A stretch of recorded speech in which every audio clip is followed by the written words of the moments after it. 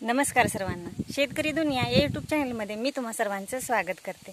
तर मी आज आलेली आहे आमच्या भुईमुगाच्या शेतात। हा बघा भुईमुग किती छान आहे आणि मस्त दिसतोय आणि त्याला शेंगाही खूप छान लागलेले आहेत। आणि ह्या भुईमुगात आपण चवाळा केलाय, बघू शकता।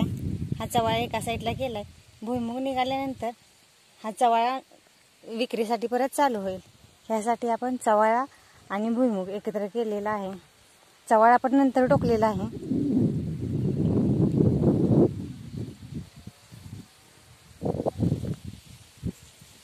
हा उन्हाळी भुईमुग आहे। उन्हाळ्यात हा भुईमुग केलेला आहे आम्ही। आता काढायला येईल। ह्याला शेंगा लागलेत, खाली बारीक बारीक शेंगा लागलेत, पण अजून ह्याला 1 महिना अवकाश आहे काढण्यासाठी। 1 महिन्यानंतर हा भुईमुग काढणीला येणार आहे। पण छान आलाय भुईमुग, असा मस्त दिसतोय ना, छान आहे भुईमुग। आपण ह्याला शेंगा किती लागलेत ते बघूया।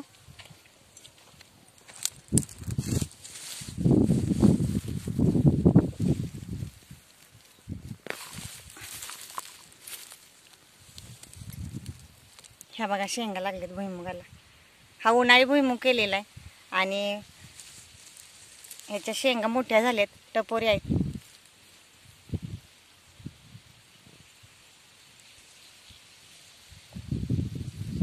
ह्या शेंगात अजून काढायला आलेले नाहीत, अजून बी काही तयार झालेलं नाही ह्या शेंगातला।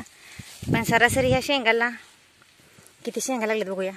1 2 3 4 5 6 7 8 9 10 11 12 13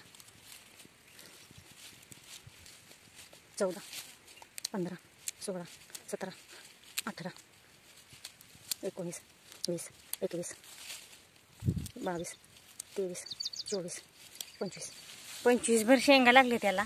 आणि उन्हाळ्यात केलेला आहे, तेवढंच आपलं खायला घरगुती आपल्याला शेंगा भरपूर प्रमाणात लागतात घरी खायला। कारण आपण भाजी आमटीला कूट वापरतो ना, त्यासाठी आपण शेंगा केलेल्या आहेत। आणि घरचं असलं की खायला बरं पडतंय। विकत घेऊन खाणं लय अवघड होतंय, का तर विकत घेणं सारखं सारखं शक्य नाही। आणि त्याचे बाजारभाव पण म्हणजे शेंगदाणे पण महाग आहेत, ते काही स्वस्त नाहीत। 100-150 रुपये किलो आहेत आणि ते किलोभर काय आपल्याला सारखे पुरत नाहीत, म्हणजे वारंवार सारखे आणावे लागतात। ते काही एकदा आणले की पुरत नाहीत ना। ह्या बघा शेंगा।